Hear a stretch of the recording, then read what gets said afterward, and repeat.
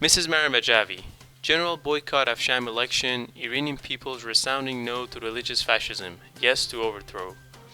Mrs. Maryam Rajavi, the president-elect of the National Council of Resistance of Iran, congratulated the Iranian people for the nationwide boycott of the Sham election by ruling religious fascism. Mrs. Rajavi added that the failure of the regime to intimidate people to go to the polls reflects the Iranian people's homage to the 1,500 martyrs of the November 2019 uprising and portends of subsequent uprisings.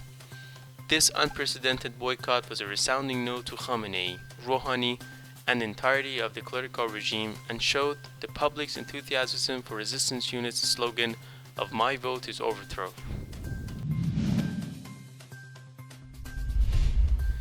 Iran's regime placed on the FATF blacklist. The Paris-based Financial Action Task Force placed the Iranian regime on its blacklist on Friday, after the regime failed to comply with international anti-terrorism financing norms.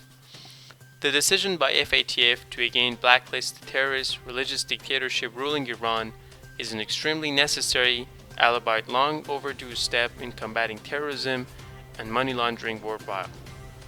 Mrs. Maryam Rajavi, the president-elect of the National Council of Resistance of Iran, said, "Backlisting the clerical regime is indispensable to combating terrorism and warmongering in the Middle East and across the globe." She added, "The mullahs consciously and deliberately violated Palermo and CFD and refused to accept FATF in a bid to continue to finance terrorism and belligerents and circumvent the sanctions."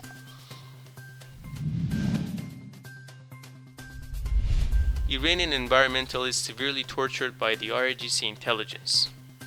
Nilufar Bayani, incarcerated environmental expert, has been subjected to brutal psychological and physical torture by her interrogators from the IRGC intelligence during her detention.